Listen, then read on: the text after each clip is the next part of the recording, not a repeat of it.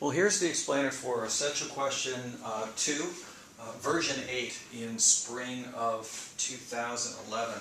This one here is probably one of the more complicated ones that we've done. There's some tricky things in it.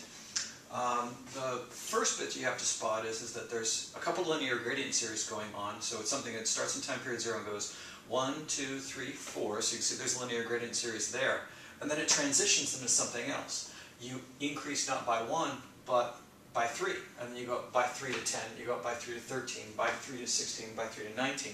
So there's a linear gradient system here, there's another linear gradient system here, but this linear gradient system actually sits on top of a constant series. So it looks like it may be 2 elements, it's actually 3. So it's this chunk right here, which is a linear gradient that just needs to be time shifted.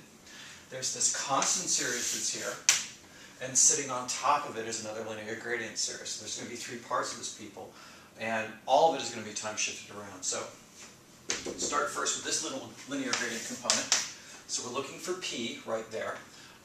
The capital G, the amount of the increases, is 1, so that's easy. So it's looking for P, given no G. There's the interest rate right there. And the number of time periods here is 1, 2, 3, 4, plus 1 for the pot, so it gets us up to 5. Now you know it's got to be time shifted because the linear gradient sequence should have nothing in time period 0 and nothing in time period 1, and then the first time you see something is in 2. And that's clearly what's not going on here. And so what you got to do is say, all right, how do I get to 3? Oh yeah, a minus 2's got to go there. But if you think about it, this should be, for what's in the numerator, time period 2, time period 1 is here, and time period 0 is here. So it's dragging everything back to time period -2, and the denominator is what's moving it forward to 0. So that takes care of this bit. This chunk right here has this constant series that's across, and the linear gradient sits on top of it.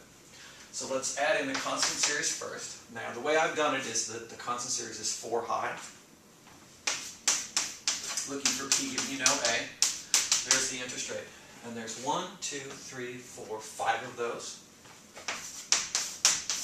Of course, you know that you've got to time shift that because a constant series should have its first element in time period 1. First one's in 4. And what we're going to do is we're going to shift this one by 3. Because if you took those 4s, gathered them all together, that's where the relative 0 is, time period 3. The denominator moves it back to time period 0. And now we just need to add in the linear gradient part. And this is the one that goes up not by 1, but by 3. So it starts at 4 and then goes bunka bunka bunk. So we'll put this in as 3, looking for P, giving me no G. Here's the interest rate. And there's 1, 2, 3, 4, 5 of those. You add 1 for the pot. That gets you up to 6.